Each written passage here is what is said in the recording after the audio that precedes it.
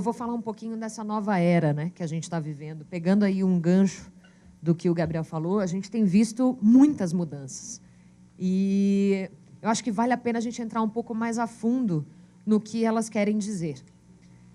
Eu acho que antes de começar, está quase na hora do almoço, último dia, aquela coisa super cansativa, vamos só dar uma pausa, deixa eu me apresentar um pouquinho melhor. Essa aqui sou eu. Isso é a Juliana mesmo, bem louca, tá?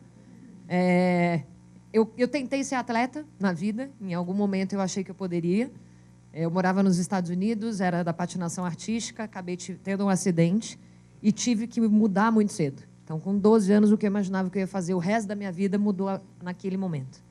Aí eu achei que eu podia ser atriz. Doce ilusão. Aí resolvi ficar frustrada mesmo nisso. Falei, sabe de uma coisa, vou voltar para o Brasil. Resolvi ser, então, publicitária lá pela SPM e comecei uma carreira mega tradicional. Afinal de contas, eu sou filha de funcionários públicos que a vida inteira falaram que eu tinha que buscar a estabilidade, que eu tinha que buscar uma carreira sólida, 20 e poucos anos dentro de uma companhia, que eu pudesse, então, dar um pouco mais de segurança para minha família, meus filhos. E eu tentei, muito, juro. Comecei no Banco Central, passei por algumas ações, por algumas instituições aí binacionais, e aí eu fui lá experimentar o bichinho do mercado privado. Não consegui sair de lá nunca mais, mas ali também eu falei, não consigo, porque eu gosto de trabalhar por propósito. Eu preciso acreditar naquilo que eu estou fazendo. E mesmo as organizações que eu trabalhava sendo extremamente disruptivas, eu não conseguia ter aquela conexão, então eu não conseguia passar mais do que 3 anos. Eu sempre fui uma contratação de altíssimo risco. Era um problema. Aí eu falei, sabe de uma coisa? Cansei. Aí resolvi casar com esse moço aqui, não dá para ver muito bem aí não, parece o Marechal Teodoro, mas é meu marido. Meu sócio, né? Mas mais meu marido nas horas vagas. Ainda não sou mãe, mas sou mãe do cachorro. Então, assim, eu sou bem geração Y, tá? Hã? E aí eu resolvi voltar para Brasília. Eu fiquei muito tempo fora. E quando voltei para cá, eu voltei com o Fernando, já lançando 3 empresas de uma vez. Que é o For Legal, que aqui em Brasília ele acabou virando 4 Legal, que a gente adorou.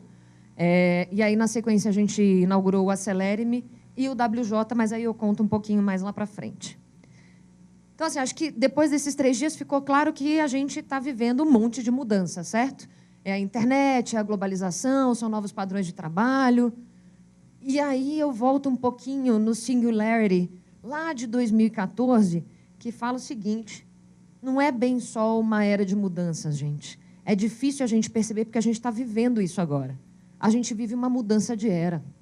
A gente se relaciona de um jeito diferente, a gente consome de um jeito diferente, portanto, a gente tem que produzir, vender de um jeito diferente. E é hora de se adaptar a essas mudanças, porque senão a gente está fora. A gente é carta fora do baralho. Então, a gente vive um novo momento socioeconômico, né? A gente tem aí uma moeda, hoje, que é importantíssima, que é da cooperação. Não é só da colaboração. E aí parece só uma brincadeira semântica besta, mas não é. Porque somos colaboradores. Como colaboradores, a gente tem um job description, né? Uma descrição do que a gente tem que entregar e o que não tem que entregar. A cooperação, ela vai além disso. É mais do que esperam de você. É você realmente fazer de uma forma bastante altruísta, não necessariamente esperando algo em troca imediatamente. Então, a gente vive uma realidade que pequenas iniciativas, tipo a iniciativa do Fernando, que o Gabriel comentou, tem um potencial de transformação tão grande que isso é o que anuncia essa nova era. E se a gente consome de um jeito diferente, enquanto empresa, a gente tem que pensar os nossos produtos, os nossos padrões, os nossos processos de criação de formas distintas. É o momento de cocriação. A gente vive uma era, gente, que com a internet, olha lá, vamos combinar, há 10 anos, mentira, há 7 anos, tinha alguém assistindo uma palestra com tanto celular na mão? Hoje é o momento mais fácil, é a era dos fazedores, que a gente diz. Nunca foi tão fácil fazer alguma coisa. E exatamente por isso é o momento de cocriar. Então, hoje a gente vê que as pessoas e as empresas elas estão muito mais comprometidas com o que é o coletivo, o bem-estar do coletivo, do que apenas uma vantagem simplesmente monetária. Percebam que eu falei o apenas. Empresa não vive sem lucro, gente. Isso assim, até quando a gente fala de ONGs ou CIPs, elas têm que se sustentar, têm que pagar salário, tem que ter resultado. A grande diferença é que, hoje, isto não pode ser o único drive, porque senão você morre. As pessoas consomem de um jeito distinto. Então, a essência não é mais esse aspecto financeiro, mas sim a experiência, que é uma coisa que as meninas do Experimente Brasília vão falar de um jeito muito mais conciso e inteligente do que eu poderia falar aqui agora, porque é o que elas vivem no dia a dia, né? Então, a gente está no momento em que o compartilhamento, a troca, a interação entre pessoas é o que vale. Antigamente, Ford, não sei se vocês lembram, assim, os carros eram pretos. Vocês sabem por que os carros começaram a ficar coloridos? Alguém conhece essa história? Foi um erro na produção, que saiu um carro azul, e era um Fusca. E aí, quando ele saiu, o carro azul, eles falaram, poxa, vendeu. E Ford falava, pode ser qualquer carro, desde que seja preto. Hoje, você vai lá, desenha teu carro e uma empresa produz. Hoje, você desenha a tua moto e uma empresa produz. É um momento de cocriação. A experiência da construção disso é o mais importante. Então, a gente vive uma nova era de participação, que, obviamente, só é possível por causa da globalização. É possível porque a internet está aí. A gente consegue hoje, agora, se conectar com alguém que está lá no Japão fazendo a mesma coisa que a gente. Então, é o momento da sociedade criativa. E se você não dá espaço, não deixa essas vozes aparecerem nos seus processos, você torna-se obsoleto e perde mercado. Alguém conhece esse vídeo do Simon, do Golden Circle? Então, se alguém conhece, eu vou pedir perdão, mas eu acho que vale a pena a gente passar aqui só para poder continuar. How do you explain when things don't go as we assume? Or better, how do you explain when others are able to achieve things that seem to defy all of the assumptions? For example, why is Apple so innovative? Year after year after year after year, they're more innovative than all their competition. And yet, they're just a computer company. They're just like everyone else. They have the same access to the same talent, the same agencies, the same consultants, the same media. Then why is it that they seem to have something different? Why is it that Martin Luther King led the civil rights movement? He wasn't the only man who suffered in a pre-civil rights America, and he certainly wasn't the only great orator of the day. Why him? And why is it that the Wright brothers were able to figure out controlled powered manned flight when there were certainly other teams who were better qualified, better funded, and they didn't achieve powered manned flight, and the Wright brothers beat them to it? There's something else at play here. About 3.5 years ago, I made a discovery, and this discovery profoundly changed my view on how I thought the world worked, and it even profoundly changed the way in which I operate in it. As it turns out, there's a pattern. As it turns out, all the great and inspiring leaders and organizations in the world, whether it's Apple or Martin Luther King or the Wright brothers, they all think, act, and communicate the exact same way, and it's the complete opposite to everyone else. All I did was codify it. And it's probably the world's simplest idea. I call it the Golden Circle.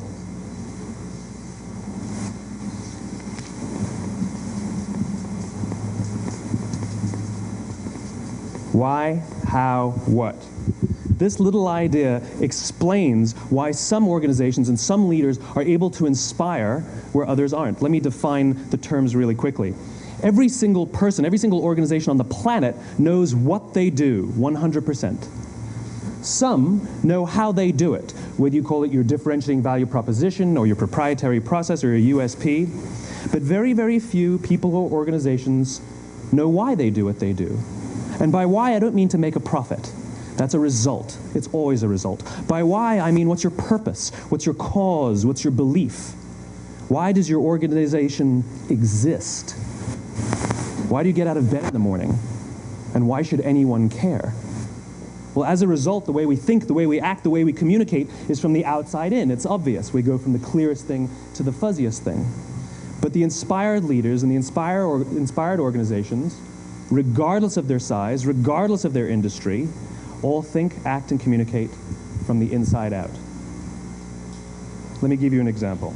I use Apple because they're easy to understand and everybody gets it.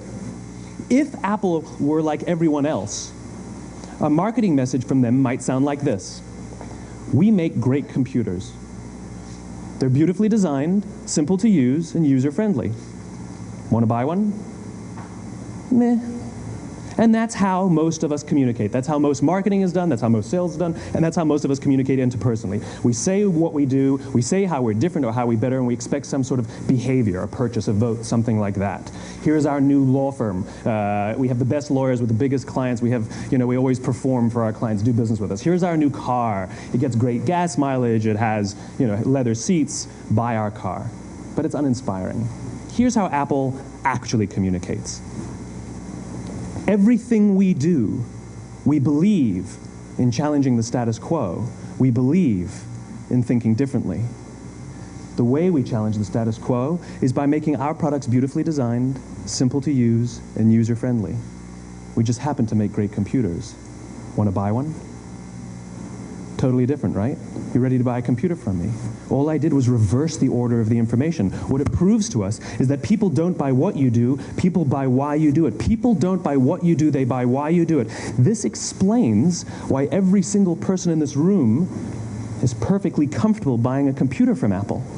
But we're also perfectly comfortable buying an MP3 player from Apple, or a phone from Apple, or a DVR from Apple.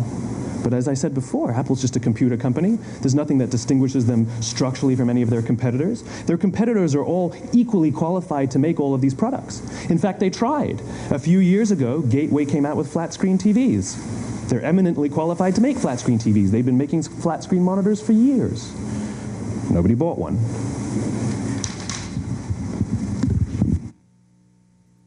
Ou seja, gente, se não está claro, a gente vive um momento que o foco é no ser humano.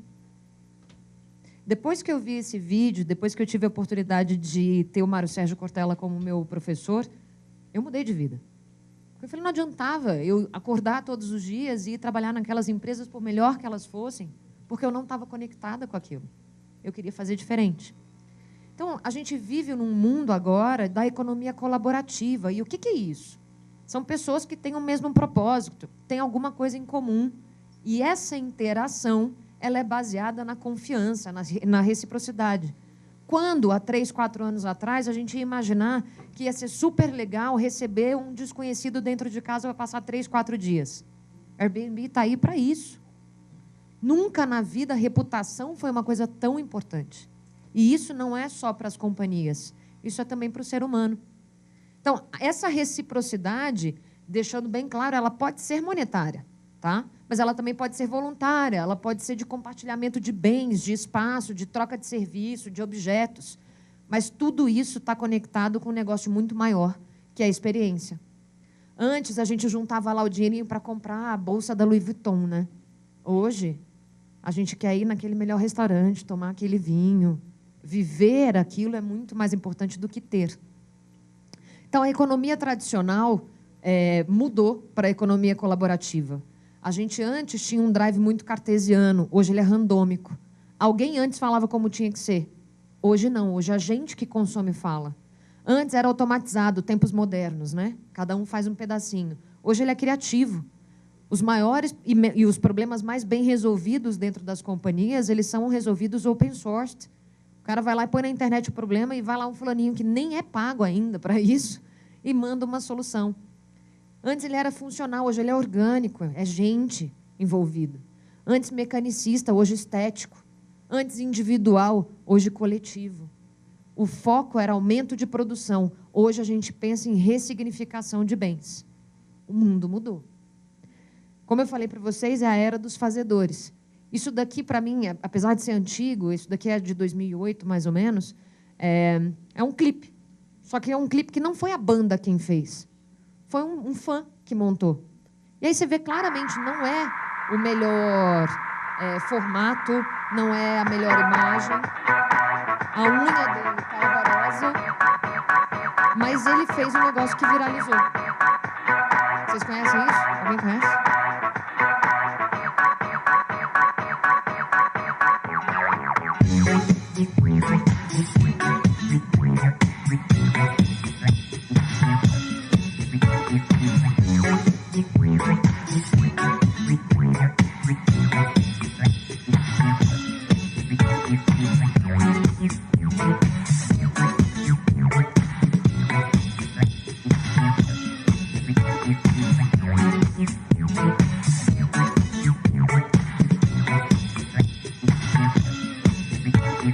Work it, make it, do it, makes us harder, better, faster, stronger. Eu não vou deixar o vídeo todo, mas eu quis só mostrar assim, é uma nova era. A banda não pensou nisso. Isso foi um fã. E isso praticamente virou o oficial, porque foi o que mais viralizou. Então, a gente vive um novo mundo de economia colaborativa, novas profissões, trabalho colaborativo, startups. O que quer dizer isso? Isso quer dizer que é o seguinte, quem se adaptar vai evoluir com as mudanças. Quem não se adaptar, de novo, carta fora do baralho. E aí, trabalhando uma das macro tendências que o Gabriel trouxe, acho que vale a pena a gente falar dos novos padrões de trabalho. Eu, louca lá, larguei a minha carreira, resolvi empreender, virei sócia do meu marido, voltei para a cidade natal. Nossa, quando eu contei isso para minha mãe, ela falou, enlouqueceu. Como? Por quê? Falei, porque eu quero trabalhar isso. Eu quero trabalhar um novo conceito, que é coworking, que é trabalhar junto, que é construir junto. E tenho vários lugares que eu posso fazer isso. E eu posso fazer um negócio hoje, outro daqui a 15 dias e outro daqui a um mês. E tudo bem. Eu não preciso saber como eu vou pagar minha conta no mês que vem. Isso vai acontecer. Então, a gente tem agora aqui um boom de novos modelos. Então, você tem escritórios virtuais, você tem incubadoras, pré-aceleradoras, aceleradoras, venture builders, business collabs, condomínios de empresa. Tudo isso daqui rompe padrão, que é aquele padrão que a gente conhece daquelas estruturas organizacionais tradicionais. Então, aqui eu tenho diferentes profissionais de áreas distintas, trabalhando em locais compartilhados com outros profissionais e, às vezes, trabalhando em conjunto em projetos que não necessariamente eles estão sendo remunerados naquele momento. Então, quando a gente fala aí de escritórios virtuais, apesar do nome virtual, eles são físicos, tá, gente? É um lugar que você vai lá e aluga um espaço para você trabalhar e você pode ir, mandar um e-mail hoje aqui da Asa Sul e, de repente, fazer uma reunião lá no Sudoeste, em Águas Claras. Você tem essa maleabilidade. Quando você está falando de incubadora, você está falando de um universo que aproxima a academia do mercado, que você tem ali, inclusive, subsídios governamentais para poder desenvolver pesquisa em algumas áreas que não necessariamente estão sendo o foco do resto do mercado. Não nesse momento, mas que deveriam ser. Quando a gente fala de pré-aceleradoras, a gente está falando de ambientes que pegam aqueles negócios bastante incipientes, que ainda estão num processo de ideação, ainda não tem ali uma modelagem de negócios definida e que precisa de um primeiro sprint, um primeiro processo de tração. E aí ele sai da pré-aceleradora para ir para a aceleradora, que aí ele tem não só o investimento de grana, mas também de mentorias e a ajuda também para poder concretizar aí esse primeiro processo. Os venture builders, isso aqui tem sido um bom desafio, inclusive aqui no Brasil, é que as grandes empresas estão percebendo que é difícil inovar dentro de casa. É muito difícil. Então, às vezes, você consegue ter um espaço, por exemplo, o Cubo, do Itaú, que trabalha como venture builder. Eu tenho um problema dentro de fintech. E aí eu vou lá e vou selecionar startups do mercado de tecnologia para resolver esse meu problema. Você tem um distrito em São Paulo também que funciona muito bem assim. Business Collab. Isso aqui é a coisa mais legal que tem. Eu posso falar que eu tenho eu Acelere-me. Eu não preciso me definir. Eu sou um laboratório de negócios e eles têm que ser colaborativos. Você tem que estar lá com um drive disposto a parar o seu momento de produção para trabalhar um outro projeto que não necessariamente é teu. E esse é um drive muito louco e que você vê numa galera mais jovem a veia disso, tipo, o pessoal deixando salários muito bons para irem trabalhar, às vezes de graça, em projetos porque eles acreditam no potencial disso. E o condomínio de empresas, que a gente vê que é uma coisa que ajuda a diminuir riscos, diminuir custos, melhora desempenho, pura e simplesmente porque você deixa de ter aquele drive do ter e passa a ter o drive do ser. Então, você vai dividir um espaço, pegar uma casa, um escritório, entre 3, 4 empresas, para poder focar melhor no que é o teu core business. E aí eu vou falar um pouquinho mais do que é o coworking, né? A gente tem que sair do isolamento. Foi-se a época que era legal trabalhar junto, ou que era legal trabalhar separado, né? Que era legal entrar numa baia, produzir e ir embora. Então, a gente hoje busca muito esse novo padrão de trabalho, lugares, espaços, ecossistemas que te permitem ter integração, ter interdisciplinaridade. Tem nada melhor do que quando você está numa negociação e que você tem algumas dúvidas, por exemplo, contábeis ou jurídicas, e que você tem ali um advogado ou um contador do teu lado, que não necessariamente é da tua empresa, para tirar uma dúvida e fechar um processo. Algo que seja flexível, que hoje, se a minha empresa tem 3 pessoas, eu estou num espaço, e se amanhã eu preciso contratar mais 10, eu consigo sair dali e ir para uma outra sala sem ter um aumento muito grande de investimentos. Um lugar onde eu tenha uma rede de relacionamentos e que pessoas que possam contribuir com o resultado dos meus desafios. Isso reduzindo risco, reduzindo custo de manutenção. Isso é o que gera inovação. Só que ninguém faz isso sozinho. Você tem que ter eventos, você tem que ter workshop, você tem que ter momentos em que as pessoas vão se conhecer. Porque as pessoas são as responsáveis pela composição de empresas. Não dá para pensar só em CNPJ. E aí a gente vê isso claramente com a movimentação do mercado de coworking no mundo. Assim, não precisa ir muito longe. Em 2007, a gente tinha 75 espaços no mundo todo. Hoje, 2015, finalzinho de 2015, 7.800. Isso é o que mostra como o padrão de trabalho está mudando. A gente saiu de 43 mil usuários para 510 mil usuários no mundo. Isso aqui é todo mundo que está abandonando as estruturas tradicionais. E eu não estou falando só de autônomos, não, viu, gente? Em São Paulo, a gente vive muito isso, assim, por exemplo, a sede da empresa em Alphaville, e eu moro na Zona Sul. Não faz sentido mais eu me deslocar 3 horas até Alphaville. Eu sento ali no escritório de coworking do lado da minha casa e troco com pessoas de outras empresas. A Flance, a própria Alphaville, o Uber, quando entraram aqui em Brasília, eles não vão atrás de um escritório e montam o escritório deles. Eles estão lá dentro da nossa estrutura, diminuindo o risco.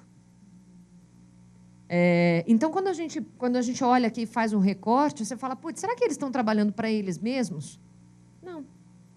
Se a gente for olhar, eles estão trabalhando, tipo, 56% hoje está trabalhando sozinho, mas em projetos maiores. Não são autônomos, eles estão empregados. Já são companhias que têm 4, 5 pessoas que compõem. Isso não está longe da realidade do Brasil. A gente tem 240 e poucos hoje, tá? Não está mais em 238 espaços ativos aqui. É claro que São Paulo está um pouco à frente, com 69, mas eu quis trazer aqui Rio de Janeiro e Belo Horizonte porque ninguém sabe, mas Brasília já tem 11. Quando a gente chegou aqui em Brasília há 2 anos, eram 2. São mais de 6.500 posições de trabalho. Isso aqui, gente, só para vocês terem ideia, são 20 aviões. É muita coisa. São 200 salas de reunião. E tem 33 espaços no Brasil que funcionam 24 horas. Sabe por quê? Tá claro. Eu, por exemplo, detesto. Eu não funciono de manhã. Eu gosto de trabalhar até as 4 da manhã. E você chega no escritório 3 horas da manhã, está parecendo 3 horas da tarde. Porque as pessoas estão se respeitando também. Se a gente for olhar de 2007 para 2015, olha o nosso pico de abertura de espaços. Isso foi 2014. Por quê? Começou a crise. Agora é hora de mudar. E olha a importância dos negócios sociais nesse universo. Voltando aqui para o Gabriel. Se a gente for olhar, tem vários espaços que eles têm aí um drive bem específico. Ou é tecnologia, é educação, são os makers spaces, é design. Mas, por negócios sociais, é um mercado que está bombando no Brasil. Por quê? Porque a gente precisa. Tem o Impact Hub, que é o que puxa essa estatística, que está entrando no Brasil agora, que está entrando aqui em Brasília, inclusive. E esses dois são os dois negócios que a gente tem aqui. A gente veio com um coworking, pura e simplesmente, que é o 4 Legal, e resolveu testar esse modelo de Business Collab. O grande lance é, a gente acredita no poder de execução, na força de ecossistema e na transformação pela competição. Esse é o drive que a gente tem nas duas empresas. A gente entendeu que, quando a gente potencializa negócios que têm o real poder de transformar vidas, a gente faz muito mais e muito melhor do que se a gente estivesse fazendo sozinho. E a gente virou meio que pioneiro nessa história, nesse conceito aí, de apoio a negócios nesse contexto, porque é um mercado extremamente competitivo. E o que a gente faz? A gente contribui para que eles sejam menos arriscados, para que eles sejam mais rentáveis, para que eles sejam mais conhecidos e mais sustentáveis. E, para isso, a gente tem que romper padrão. A gente tem que assumir risco. Tem que ter muita coragem para fazer isso. E é uma coisa que a gente tem feito nos últimos 3 anos. E, nesses últimos 3 anos, a gente saiu de Fernando e eu, 2 pessoas, para uma companhia agora com 18 pessoas. E esse momento de realmente gerar renda, gerar emprego, é um momento muito desafiador.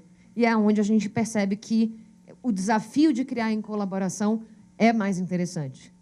E o nosso objetivo com tudo isso é transformar Brasília. Como? É parar com que vocês todos são de outros estados, né? Percebem? Pô, essa é a imagem que a gente tem da cidade. Isso não é só o que é Brasília. Eu, quando saí daqui há 15 anos, ela era outra realidade. A nossa vontade é transformar Brasília num polo de inovação e empreendedorismo. O tal do Candangos Valley. E como que a gente faz isso? Unindo esforços, entendeu? É juntando o ecossistema. É aquela história da força do ecossistema. Não tem mais como todo mundo sair daqui e fazer só o concurso. Isso não é mais a realidade. A gente tem uma cidade que tem força para empreender. E a gente está falando de Brasília, mas isso vale para o Brasil como um todo. Isso aqui é um pouquinho do ecossistema da cidade. Quando a gente chegou aqui, existiam a BR Offices, a Regos, que são escritórios virtuais, e o Multiplicidade. Aí a gente inaugurou em abril de 2014, e olha a quantidade de opções agora que os brasilienses têm. Só no último ano tem 5 aceleradoras entrando aqui. Existe um movimento grande do governo do Distrito Federal em unir esse ecossistema. Se a gente sai daqui, e isso a gente tem feito um esforço e uma parceria muito legal com a Endeavor, que você também comentou, com a Rede Global de Empreendedorismo, é para transformar o Brasil, gente. E só é possível quando a gente faz isso aqui. Exatamente porque a gente vive uma nova era. Tá bom? Obrigada, viu?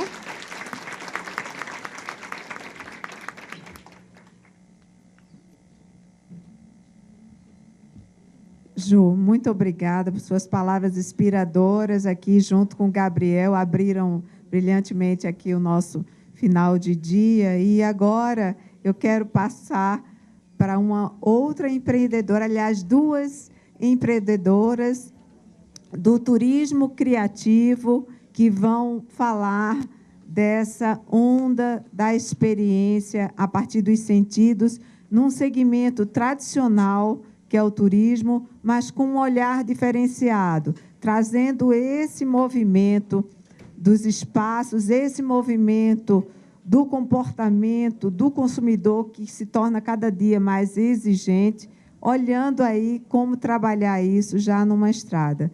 Eu queria chamar aqui a Patrícia. A Patrícia está junto com a Tatiana, que é a sócia, né, no Experimenta Brasília, e quero te apresentar aqui, Patrícia, e passar para você. Patrícia Herzog. Acertei, né? É diretora criativa do Experimente Brasília, né? E a marca pioneira de turismo criativo e da Tríade, né? Tríade, Patrimônio, Turismo e Educação. É outra empresa também, né, Patrícia? Bacharel em Turismo por formação e Design por paixão. Obrigada, Patrícia, por aceitar o nosso convite. E aqui o palco é seu. Boa tarde. Eu sou Patrícia Herzog. Vou tentar fazer uma troca com vocês bem rapidinha, com a missão de diminuir esse tempo de 30 minutos. Eu vou falar um pouquinho... Bom, eu sou brasiliense. O nome da marca que eu vou contar um pouquinho o nosso case, a nossa história, é o Experimente Brasília. Esse fato de eu ser brasiliense determina todas as minhas escolhas, né? Após o meu nascimento, Brasília é uma cidade que tem uma relação direta com o que eu sou hoje e com a gana, a paixão, a vontade de empreender aqui e de colaborar em a cidade se transformar em algo que tem muito a ver com o espírito que ela foi criada, né? Uma cidade de vanguarda e com movimentos muito ousados. Eu sou uma filha de superquadra, nasci na 406 Norte, ali na cara da Universidade de Brasília, numa família muito tradicional, de cariocas que vieram já transferidos por causa do serviço público, e sou da primeira geração de brasilienses da minha família, e toda a expectativa da minha família era que eu me transformasse também numa servidora pública e, de preferência, bancária. Então, tenho vários tios e funcionários do Banco do Brasil, e esse era o sonho de consumo da minha família, que toda a família fosse funcionária do Banco do Brasil e que, assim, todo mundo tivesse o melhor emprego do país. E aí eu, desde pequena, sempre tive uma paixão pela arte e por cultura visual. E aí, quando chegou o momento de eu decidir, de eu escolher o que eu ia fazer, e eu estudei em escola pública durante toda a minha formação em Brasília. Tive a oportunidade de vivenciar um modelo de educação proposto muito interessante, que trabalhava já com uma rede colaborativa, com escolas parques, e um modelo muito interessante. E, nesse momento, eu decidi, então, por fazer desenho industrial ou artes plásticas. E isso foi um caos. Só faltou minha mãe me falar: agora você vai casar com um músico. E aí era um caos na família, e, diante de tudo aquilo, vou fazer, então, o quê? Administração para ser bancária, contabilidade, Deus que me livre. Queria até desistir de fazer a universidade. E aí encontrei o turismo, que, no momento, isso lá na década de 90, era uma das profissões do futuro. Então, o turismo, a possibilidade de você conhecer muitas pessoas, de você viajar, de você inovar num segmento em crescente expansão no cenário nacional. Eu falei: é isso que eu vou fazer. Vou fazer turismo, vou viajar, vou sair daqui, vou conhecer pessoas e me livrar dessa história de ser bancária. E aí me livrei da história de ser bancária e tive a oportunidade de conhecer a Tatiana Petra, que é minha amiga e minha sócia desde então. Estamos juntas há mais de 20 anos, e a Tati sempre teve a mesma paixão que a minha por Brasília. E, já na faculdade, a gente começou a perceber, então, que não, ser turismólogo não é viajar, é pensar em cidades. E aí, quando essa ficha caiu, dessa possibilidade desse instrumento de pensar em cidades, a gente falou: bom, então, a gente vai pensar Brasília. Porque quem é que fica pensando em Brasília e dizendo que essa cidade é um destino cívico? Como assim? Como que a gente vende uma obra-prima do gênio criativo humano só como capital de um país que não tem espírito e vínculos de civismo?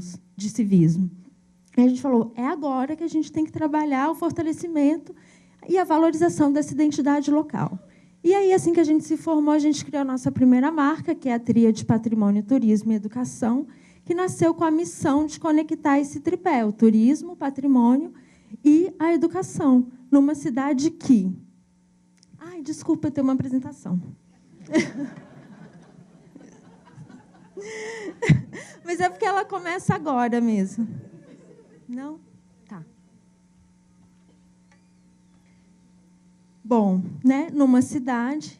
E aí a gente criou a Tríade, e hoje um dos braços da Tríade, na verdade, uma nova marca, é o Experimente Brasília Creative Lab, que é esse slide que estava anteriormente. Bom, Brasília é a nossa maior fonte de inspiração e é uma cidade que impressiona até mesmo do espaço. Essa é uma foto recente da NASA, que eles fotografaram a Terra e mandaram em tempo real, falando: Brasília é a única cidade que é inconfundível até mesmo do espaço. E essa imagem correu o mundo e todos os olhos se voltaram para a gente assim como na década de 50, quando a construção de Brasília se transformou num evento épico e, em 3 anos e 10 meses, uma cidade inteirinha, com ruas, palácios, prédios inimagináveis, esculturas, prédios, se ergueu no meio do Brasil Central, muito por uma força de milhares de brasileiros que decidiram mostrar para o mundo uma criação genuinamente brasileira. Antes de Brasília, o nosso país era conhecido internacionalmente, até na década de 50, como um país colonizado e um país rural. Brasília vem e mostra para o mundo um país que decidiu ser grande, um país que conseguia mostrar ideais de vanguarda inimagináveis para países sul-americanos na época. E esse era o nosso espírito. Então, imbuídas de um espírito de fortalecimento e valorização de uma identidade local, de algo que era nosso, né? Brasília foi erguida também num momento muito único e muito fértil, em que o Brasil dá voz ao cinema novo, à bossa nova, ao design. Né? Então, Brasília já nasce sob o signo do design e com fortíssimo design impregnado, seja na sua arquitetura, seja na forma em que a cidade é pensada. Né? Lúcio Costa faz um projeto com asas, né? Um projeto inimaginável para a época, e desconstrói a forma tradicional de se relacionar com ambientes urbanos. Somos uma cidade diferente de todas as outras e única. Não é à toa que Brasília, com 27 anos, é reconhecida a obra-prima do gênio criativo humano, patrimônio mundial, e figura numa seleta lista da Unesco de bens patrimoniais. É o primeiro bem tombado moderno. Até então, só cidades seculares eram reconhecidas patrimônio da humanidade. E Brasília, com 27 anos, rompe todos os paradigmas e o mundo se volta novamente para essa cidade para definir novos parâmetros de pensar. Então, o que é um patrimônio da humanidade?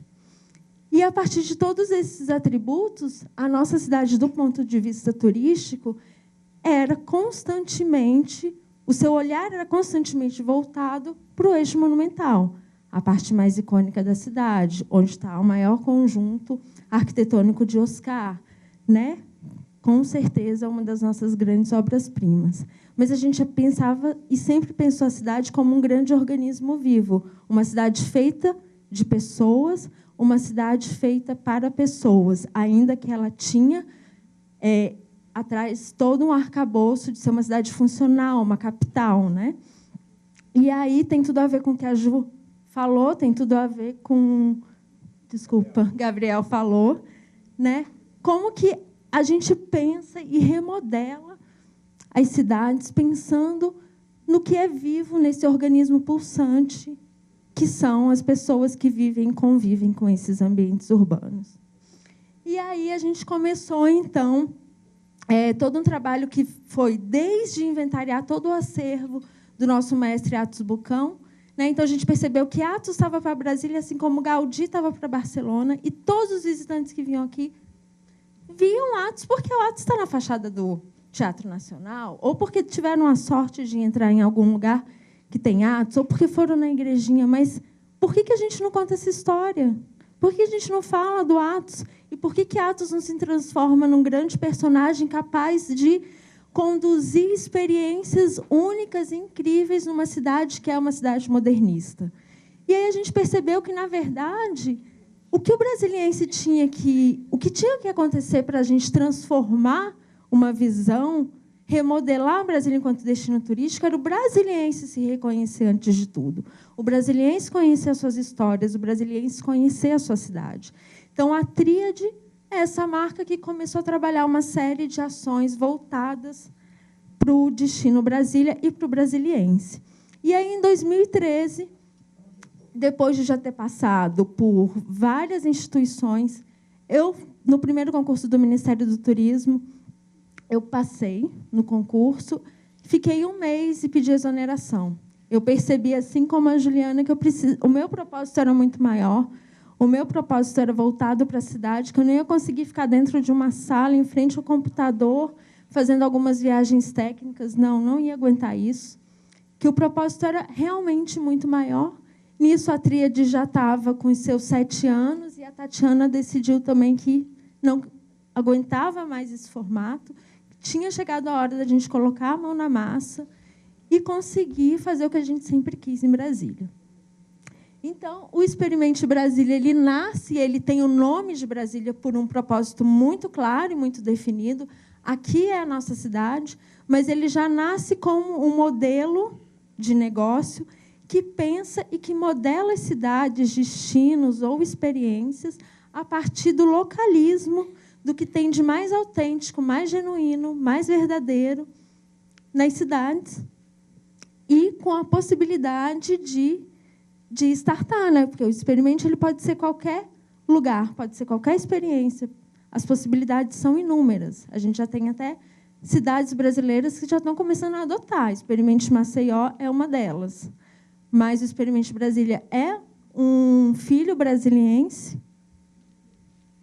E o Local Experience a gente pode dizer hoje que é o coração do nosso negócio. É a parte do negócio que as pessoas mais conhecem e que está mais fácil e disponível, que é construir, pensar experiências únicas para se sentir brasiliense, para se sentir carioca, para se sentir paulista, experimentando a alma da cidade. No caso de Brasília, Brasília como uma grande cidade modernista. Essa cidade, que é diferente de todas as outras, e que propõe uma série de experiências urbanas diferenciadas por essa característica peculiar e única que ela tem.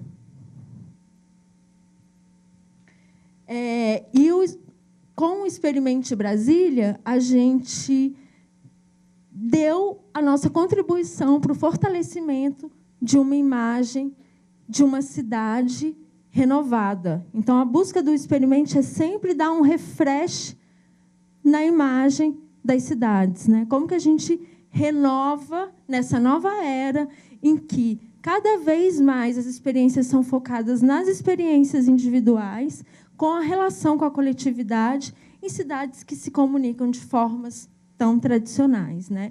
Então, Brasília, uma cidade muito nova, com uma efervescência cultural pulsante, né? Um organismo vivo que se identifica com uma série de linguagens e movimentos globais, né? A gente sabe que hoje algumas das as ciclovias da cidade foi muito de uma pulsação da comunidade de falar assim: a gente está conectado com movimentos globais, essa cidade é plana, ela é perfeita para pedalar, por que a gente não tem ciclovias? Né? Então, é uma cidade que responde muito a esses movimentos globais. A gente tem festa nas nossas passagens subterrâneas. As passagens que foram construídas para facilitar a livre circulação das pessoas e que são abandonadas, que não têm segurança, que não têm limpeza pública, elas se transformam em cenários perfeitos para festas urbanas, para festas ao ar livre, públicas, que você olha e fala: gente, isso aqui parece Berlim, mas não, é Brasília. A gente tem movimentos interessantíssimos acontecendo. E o que a gente fez foi olhar para esses movimentos, olhar para essa cidade, olhar para as pessoas dessa cidade e construir um conjunto de experiências que são infinitas, porque, quando a gente fala de experiência, a gente está falando de situações muito simples, muito próximas do que cada um de nós vivemos no cotidiano do nosso dia a dia e que podem ser compartilhadas com outras pessoas. E, para isso, o Experimente já nasce com a essência muito colaborativa. Então, é uma marca que trabalha de forma colaborativa o tempo todo e de forma horizontal. Então, hoje a gente tem um time de mais de 30 anfitriões locais, que são brasilienses, nascidos aqui, ou de coração, que compartilham a sua Brasília com visitantes. A Ju trouxe aqui também o case do Airbnb, né? Que não existe nada mais gostoso do que você viajar e se sentir em casa, de você poder escolher uma casa que tenha a ver com o que você curte. Eu vou querer um apartamento de design no Rio de Janeiro, porque eu amo design. Então, eu vou optar por isso. Eu quero vir para Brasília, eu quero conhecer a cidade com fotógrafo, porque eu amo fotografia. Eu quero conhecer a cidade com um chefe de cozinha que vai me levar pelas melhores comidinhas de boteco da cidade. Então, a proposta do Experimente é conectar pessoas e conectar paixões. Então, esse time de anfitriões são todos, por exemplo, microempreendedores individuais, é um time de MEIs, pessoas que vivem das suas paixões, então, o fotógrafo que vive da fotografia, o poeta que vive da poesia, a chefe de cozinha que vive do seu ofício, a Anne Molina, que é jornalista e que tem uma experiência incrível na noite, porque isso faz parte do dia a dia. Ela está na noite de segunda a segunda da cidade, cada dia numa baladinha diferente. E esse time de anfitriões locais compartilham a alma da cidade, né? Essa alma que é feita mesmo pelas pessoas e pelo nosso cotidiano, pelo nosso dia a dia, que é isso que vai diferir cada destino, porque cada destino tem as suas especificidades. A nossa proposta é essa, em que o visitante se sinta em casa, e, para isso, a gente vai buscando uma série de estratégias que têm a ver com o que é nosso, com o que é local, com o que é autêntico e verdadeiro. Qualquer pessoa que fizer uma experiência do Experimente Brasília de bike vai experimentar a nuvem. A nuvem é a nossa bike, é a bike Made in Brasília, foi criada aqui na década de 70, é o camelinho autêntico e original, né? A gente adora falar que aqui a bicicleta é camelo. Esse é o camelo de verdade, que foi criado numa adaptação da Monareta, na década de 70, com um guidão de criança, tudo por um time de triatletas que queriam aumentar a performance dele nos treinos e construíram uma bike que era perfeita para pedalar numa cidade plana. Só de você pedalar na nuvem já é uma experiência única, de conhecer essa história e de levar isso. Nossa, fui em Brasília, pedalei numa bike, eu nem imaginava que cabia. Ela é pequenininha e ela cabe holandeses de quase 2 metros de altura. É perfeita, você pode andar a cidade inteira, ela tem um câmbio muito simples, que você vai fazer qualquer desafio sem se cansar.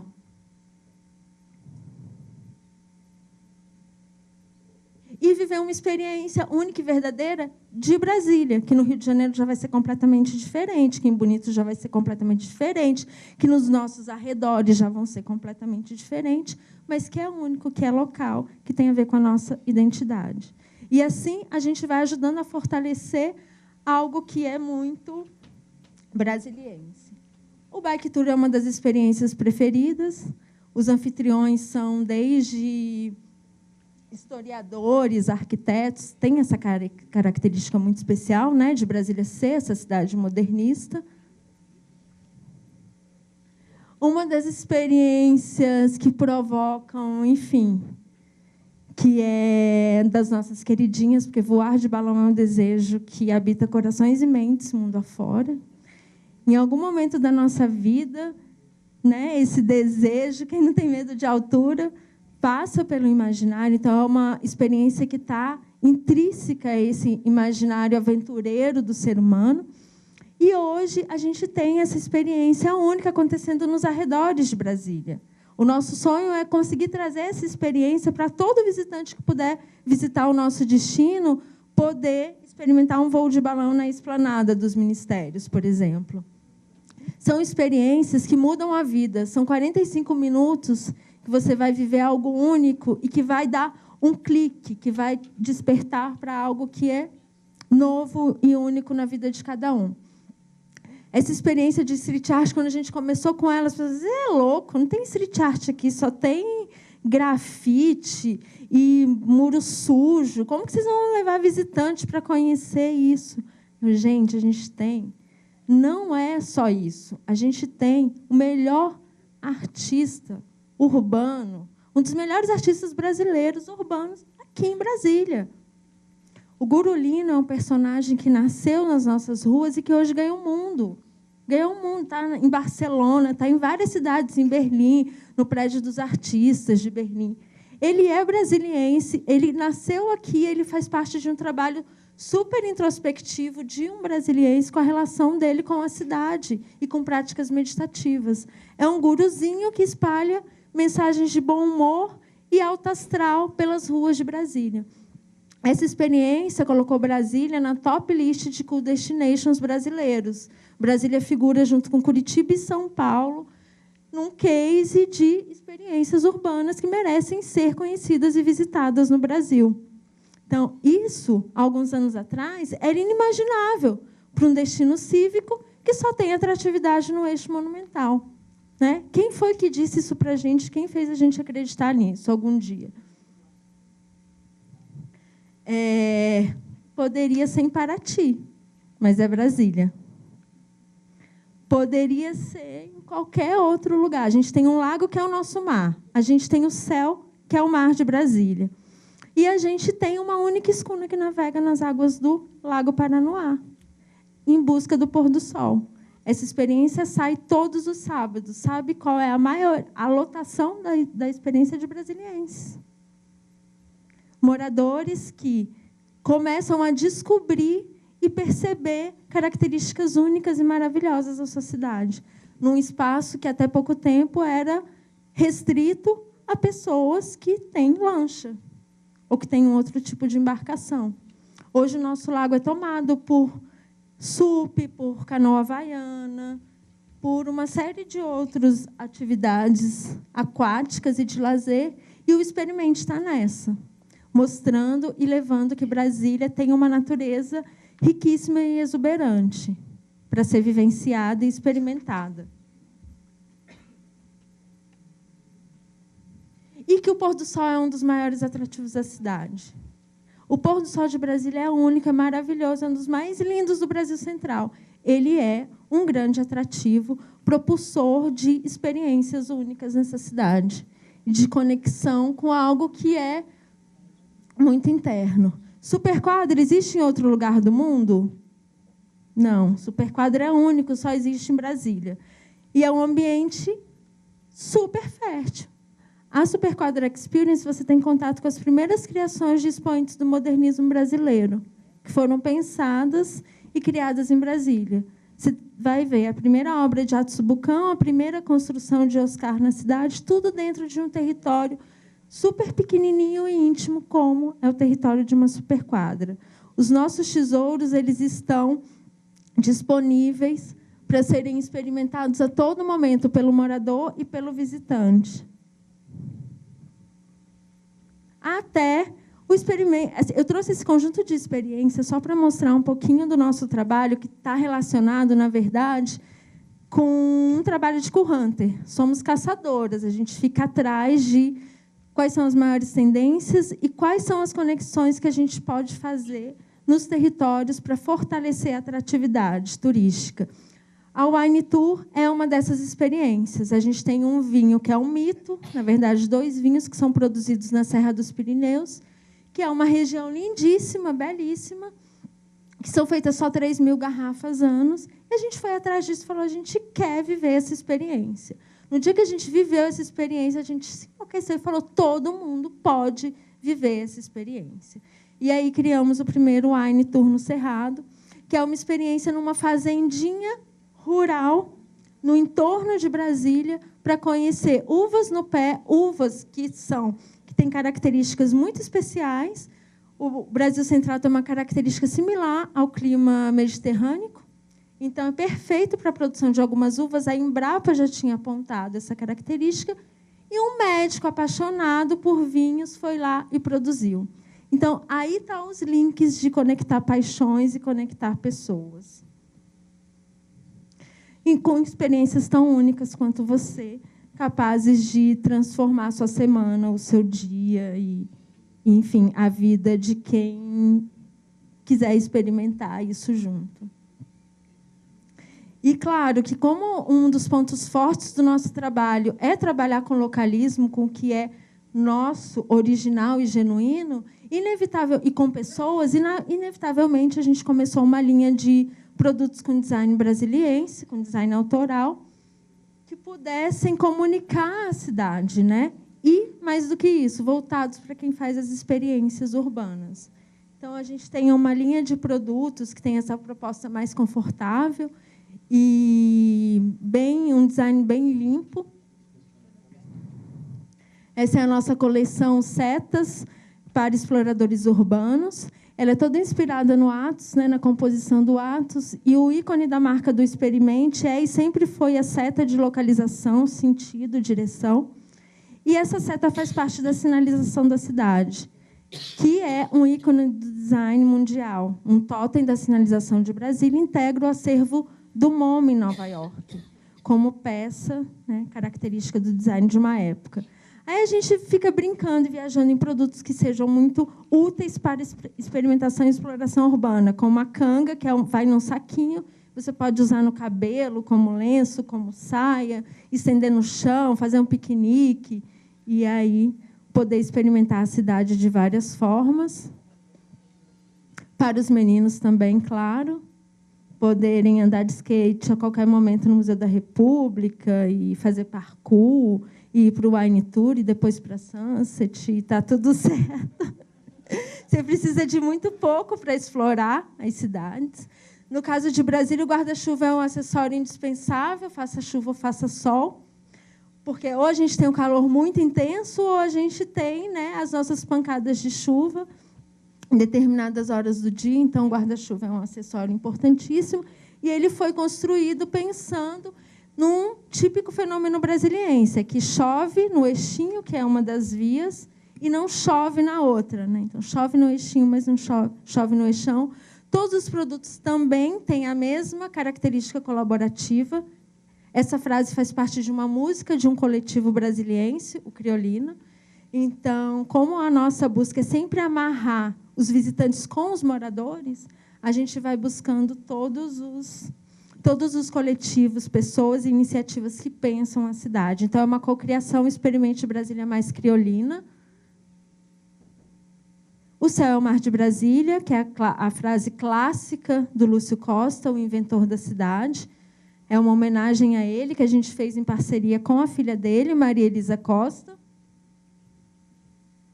A nuvem, essa bicicletinha genuinamente, tipicamente brasiliense. E, claro, a possibilidade de você experimentar as pessoas que você ama com experiências únicas também.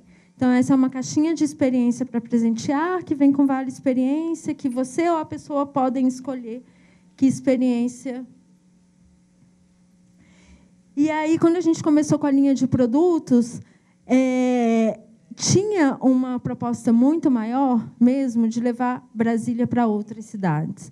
E aí, o Natural de Brasília é um selo de origem que nasceu para certificar produtos brasilienses contando a sua história. Então, o Experimente é uma marca que está dentro do selo Natural de Brasília, junto com várias outras marcas, que agora, no final do ano, deu origem à nossa primeira pop-up store, a nossa primeira loja temporária, que a gente montou e desmontou durante um período bem específico, que une moda, arte, joalheria e design brasiliense, todos Natural de Brasília. Um time de mais de 15 marcas de criativos locais, com design assinado. Essa mesa foi feita para o nosso espaço, ela chama Natural de Brasília, é o desenho do Distrito Federal, com a Brasília recortada no meio. E a nossa loja, essa foi a Pop-Up Store Natural de Brasília, estamos voltando agora em maio, no início de maio. Porque para o Experimente Brasília não faz muito sentido ser sozinho, né, nessa história. Quando a gente fala de design, de criativos locais, a gente está falando de um time de pessoas incrivelmente talentosas que essa cidade abarca, completamente influenciadas por esse movimento modernista, pela espacialidade em que a gente vive, e que está produzindo, que está criando coisas incríveis, que coloca a Brasília mesmo nos maiores salões de mobiliário, por exemplo. Essa mesinha está agora no salão em Milão, acontecendo. Então, a proposta do Experimente é sempre levar todas essas coisas para cá, para os brasileiros conhecerem, e para fora. E, claro, né, a gente faz projetos especiais a todo momento. Eu trouxe só alguns, que está muito relacionado com a nossa influência nas mídias digitais, no Instagram, que é uma plataforma altamente colaborativa e que segue a proposta da marca. Esse é o guia de bolso que está chegando agora com locais. O guia colaborativo, que foi feito pensando no Instagram. Então, qualquer pessoa que entra nas mídias do Experimente tem a possibilidade de ter uma série de experiências que ela pode descobrir e achar a partir dos seus interesses específicos, seja de comida, seja nos arredores, seja de moda, seja viver a cidade ao ar livre, seja viver a noite da cidade. Tudo isso construído por brasilienses que vão colocando suas dicas, né, a todo momento. E um dos projetos que a gente mais tem orgulho foi de ter iniciado mesmo uma corrente de fortalecimento de uma identidade que tem a ver com a Brasília Cidade Modernista, com a Brasília Cidade Parque, que vai muito além da gente ser uma das cidades mais arborizadas do país. O conceito de cidade-parque pensado por esses caras modernistas tem a ver com a possibilidade de você experimentar a cidade como um grande parque de diversões. A cidade criativa, em que a gente leva piscinas para o meio das superquadras, para as festas ao ar livre. A cidade utópica, que tem a ver mesmo com a grande utopia de construir uma cidade no centro de um país e ela ser diferente de todas as outras. Foram todas? Ah, tá. E é isso. É uma marca que pensa nas pessoas, que pensa nas cidades, pensa nos destinos, pensa nas experiências, propondo uma nova percepção de ambientes naturais e ambientes urbanos, totalmente conectada com uma nova forma de enxergar a vida mesmo, em que as experiências têm um outro valor que vai muito além dos valores tradicionais conhecidos. Obrigada.